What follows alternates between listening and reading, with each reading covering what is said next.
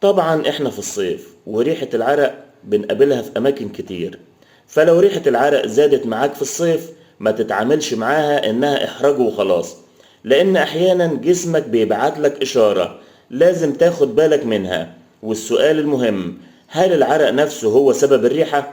الاجابة طبعا لا.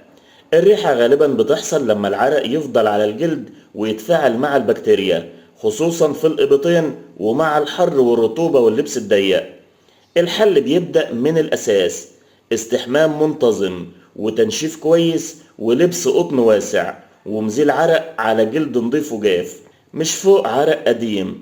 وفي وصفات طبيعية زي الشبة أو صودا الخبز أو خل التفاح أو الليمون المخفف، لكن بحذر جدا لأن البشرة الحساسة ممكن تتهيج وتحمر.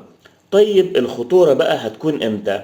لو الريحة اتغيرت فجأة أو بقت غريبة ومستمرة، أو معاها إرهاق شديد أو عطش أو نقص وزن أو اصفرار أو تغير في البول، هنا لازم دكتور. الخلاصة، حافظ على النظافة وابعت الكلام ده لأي حد فاكر إن ريحة العرق مجرد مزيل وبس.